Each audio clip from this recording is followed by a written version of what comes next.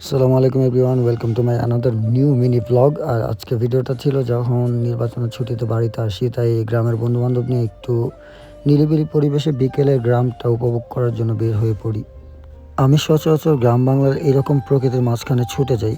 আমি সচরাচর কবিতার মতো করে বলে ভিডিও বানাতে পারি না, আমি ফানি ভিডিও করতে পারি না। আমি জাস্ট ঘুরে ফিরে বেড়াই এবং এই সকল দিকগুলো আপনাদের সামনে তুলে ধরার চেষ্টা করি। আমি জাস্ট ঘুরে ফিরে বেড়াই এবং মেমোরির জন্য কিছু, কিছু ভিডিও ক্লিপ নিয়ে থাকি। আর এই ক্লিপগুলোই আপনাদের মাঝখানে তুলে ধরার চেষ্টা করি। কারণ আমি কবিতার মতো সুন্দর করে কথা বলতে পারি না। আমি বেশিরভাগ সময় আড্ডা দেওয়ার জন্য ছুটে যাই যেকোনো নদীর পাড়ে বা যেকোনো নিরিবিলি স্পটে, যেখান থেকে গ্রাম বাংলাটাকে ভালোভাবে উপভোগ করা যায়। যেমন এরকম নদীর পাড়ে পাখির উড়ে যাওয়া, পাখিরা ঘরে ফিরছে আর সূর্যি মামার শেষ বিকেলের চিকিমিকি আলো, এগুলো দেখতে, দেখতে আমার সময় কেটে যায়। আর এই ব্যাপারগুলো আমার খুব ভালো লাগে।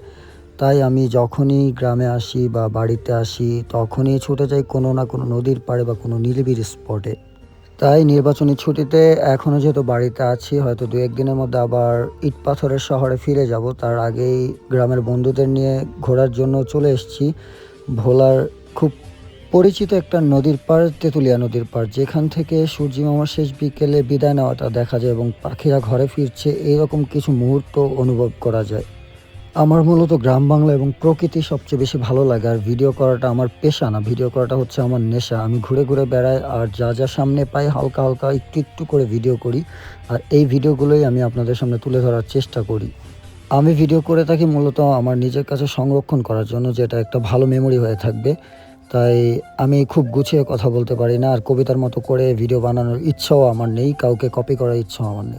যেটা নিজের চোখের সামনে দেখি সেটাই আমি তুলে ধরার চেষ্টা করি।